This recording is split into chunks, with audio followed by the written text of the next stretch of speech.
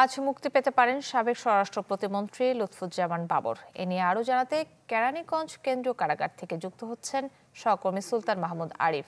আরিফ,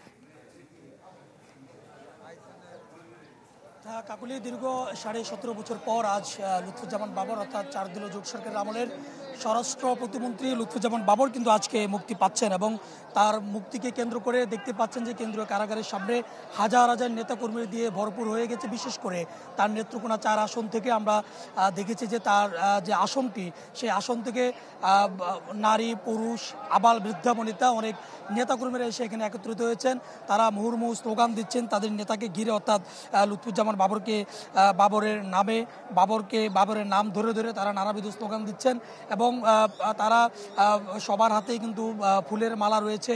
তাদের দলীয় পতাকা, জাতীয় পতাকা হাতে নিয়েই মূলত তারা অপেক্ষমান লুৎফুজ্জামান বাবরের জন্য এবং প্রত্যাশা করছেন যে দুপুরের কিছুক্ষণ পরেই লুৎফুজ্জামান বাবর কিন্তু কেন্দ্রীয় কারাগার থেকে বের হবে এবং তারপরে তাকে ফুলের মালা দিয়ে তাকে বরণ করে নেবেন।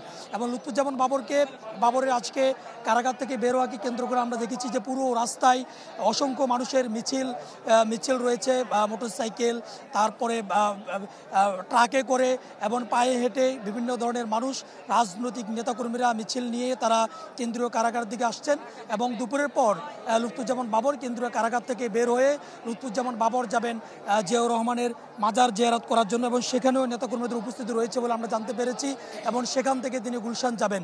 আমরা তার যে নেত্রকোনা থেকে যে সমস্ত নেতাকর্মীরা এসেছেন এবং বিএনপির যে সমস্ত নেতাকর্মীরা এখানে জড়ো হয়েছেন তাদের সাথে কথা বলেছি, তাদের ভিতরে একটু উচ্ছ্বাস রয়েছে। বিশেষ করে তারা বলছেন যে ভারত বিরোধী, ভারতের যে আগ্রাসন, সেই আগ্রাসনের জন্য লুৎফুজ্জামান বাবর একটি অধ্যায়, একটি নাম এবং একটি সূর্য সন্তানের নাম, তেমনটি তারা উল্লেখ করে তারা আজকের লুৎফুজ্জামান বাবরের মুক্তিকে তারা তাদের জীবনের জন্য অর্থাৎ তাদের রাজনৈতিক প্রেক্ষাপটে অন্যতম একটি আনন্দের বিষয় বলে তারা উল্লেখ করছেন।